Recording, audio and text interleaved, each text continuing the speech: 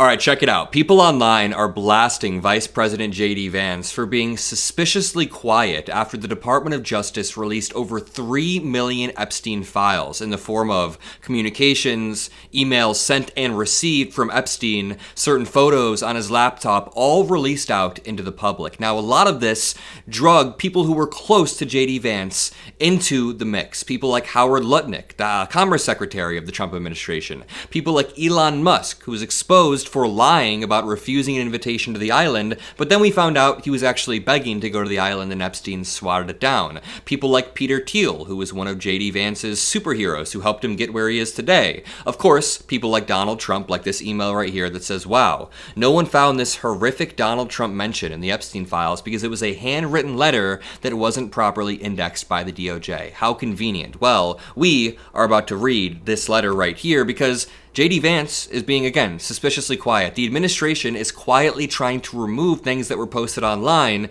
and we will not let them. Let's just go back to the beginning very, very quickly. J.D. Vance posted in 2021, in September of 2021, which is, I guess, about 4.5 years ago. He posted an article about Epstein and then replied, quote, "Remember when we learned that our wealthiest and most powerful people were connected to a guy who ran a literal child sex trafficking ring?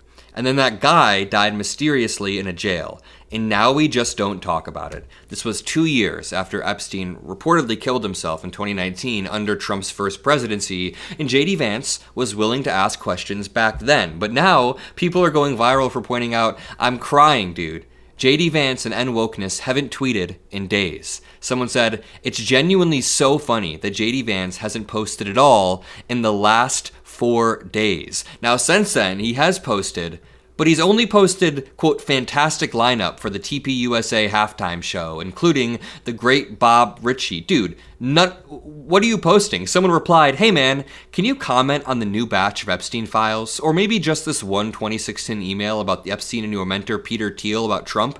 I mean, please, just comment on this one email before you're tweeting about the fantastic lineup involving Kid Rock." Let's see. This email says, "Using a proprietary search tool, the New York Times identified more than 5,300 files containing more than 38,000 references to Mr. Trump, his wife, his Mar-a-Lago club in Florida, and other related words and phrases in the latest batch of the emails, government files, videos, and other records released by the Justice Department." This one says, "Donald's New York supporters concerned." This was sent to Peter Thiel.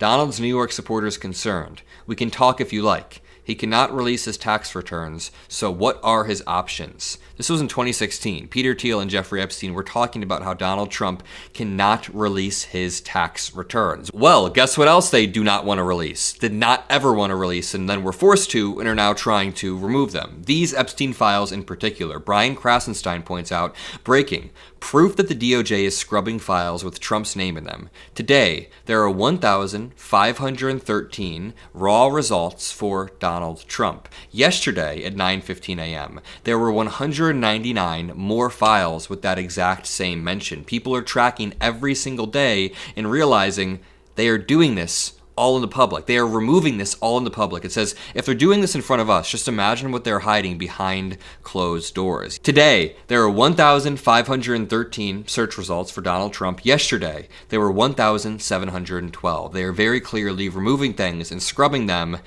And then this is a cherry on top. Before we get to this letter that we're going to read in just one moment, I want to show you very quickly Donald Trump in the Oval Office accidentally referring to Jeffrey Epstein's island as Jeffrey's Island. He lets it slip. He says very quickly, Jeffrey's Island, and then corrects himself and says Jeffrey Epstein's. Make sure you drop a like and subscribe to help boost this message, and take a listen. Numerous times, and I don't think they want to see a shutdown either. Mr. President, are you going to sue Trevor Noah? Last night in a post, you alluded that something could be coming. Yeah, well, he said that I spent time on Jeffrey Epstein's island. I didn't. I mean, he's a lightweight, this guy. He's a terrible, I think he's terrible. I thought he did a terrible job at the Grammys.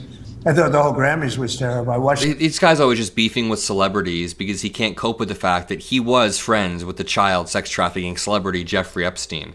The Lincoln Project says Jeffrey's Island. Seems worth noting that Trump is still on a first-name basis with the biggest sex trafficker in our lifetime. Sorry, child sex trafficker in our lifetime, to be more specific. It's also really paramount to point out that even moments later, like the Epstein stuff, is so incredibly dark and offensive and serious, and the victims and survivors need accountability. But the real world consequences of decisions that he's making due to him losing his mind and being cornered about the Epstein stuff are also just so scary. So moments later, during his meltdown, he begins to talk about Vladimir Putin, and he says this. There's tremendous hatred between Zelensky and Putin. Tremendous hatred. I mean, it's a shame, but it's taken longer than we thought. I did call up President Putin, and he's agreed. He's put it out to. They have the same cold wave that we do. Maybe different because it's pretty far away, but it's the equivalent. And Ukraine's a very cold country. It's much colder than us. It's colder than, they say, on average, it's Canada or colder. And on top of that, they have a tremendous cold wave. And I asked him if he wouldn't shoot for a period of 1 week, no missiles going into Kiev or any other towns, and he's agreed to do it. So it's something. Well, guess what? Right after Putin got off that phone call, he continued to shoot. This is the 10th time, maybe even 11th time, that Putin has launched an attack on Ukraine directly after getting off of the phone with U.S. Presidents or like Trump or people around Donald Trump. He continues to trick them. And somebody pointed out, I hope people understand what happened here. Yesterday, in the late afternoon, Trump said that Putin had promised not to attack Ukraine in such a way that it would damage their heating. Then a few hours later, that's exactly what the Russians did in a massive, massive attack. Add 2 and 2 together and what do you get? Trump is helping Putin by deliberately passing on disinformation in the hope of lulling people into a false sense of security, a false sense of safety, so they let their guard down. Once again, Trump is helping Putin kill Ukrainians, this time in a very, very direct way. To return back to the Epstein files, Thomas Massie reported, within hours of the Epstein files release, a super PAC funded by Israel First billionaires Miriam Adelson, Paul Singer, and John Paulson, who himself appears in the Epstein Black Book, bought another $800,000 of TV ads against me.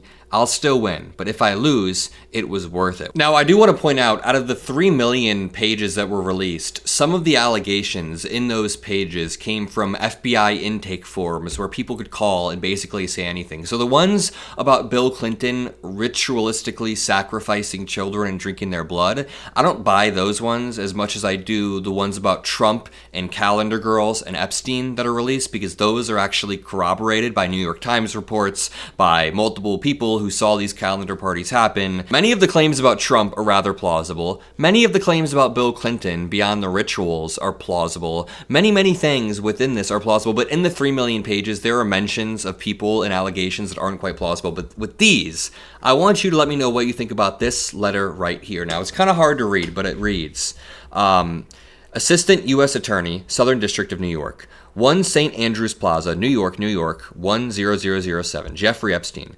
My testimony places Donald J. Trump as a person involved in the sale of young women, it says sale right there, young women to the sex trafficking ring of Jeffrey Epstein and the Saudis. Your office knows me and knows my older brother, Raymond Merritt, I think it says Merrick, tried to offer me to him for sex when James uncovered some crimes he was doing. My brother Raymond was using the drug that wakes up females, and you were instrumental in getting that drug made illegal. I have started praying to you and your family. This is my testimony of the summer of 1967. Now, I just translated this, so I'm not struggling to read it anymore. It says, this is my testimony of the summer of 67, my last year of high school. I just recovered this memory. My time in New Jersey was so bad, I told my father and then blotted it all from memory. My father sent investigators to Seaside Heights, New Jersey, and found what I told to be true, including all the guns and ammunition stashed in the house. This is my testimony in school. So to summarize, she recalls being a student in Nashville when her brother returned from Vietnam, came to her school along with a random man, and allegedly planned her to sell to Jeffrey Epstein, planned to sell her to Jeffrey Epstein and the Saudis. She became pregnant very quickly and got married, and that motivated her to fight and escape the dangers. She describes family scenes with siblings, her protective mother, and an incident where her father had to run off the men who were trying to sell her. Then she says the plan was to sell her through Donald Trump to the Saudis. And this letter was in the files. The FBI had collected this letter. And this leads me to what Andrew Schultz said on his show the other day. Take a listen. If you see it with your own eyes, you know exactly what happened. And there's something disgusting that's happening, not only in Minneapolis, I'm sure it's happening in other parts of the United States, where it's ICE is under the guise of security, right? Under the guise of safety, because that's what they're doing, right? Is every time something horrific happens, they keep going, but look at the pedophiles we got. Look at the murderers we got. Look at all the violent criminals we got. I looked at the numbers.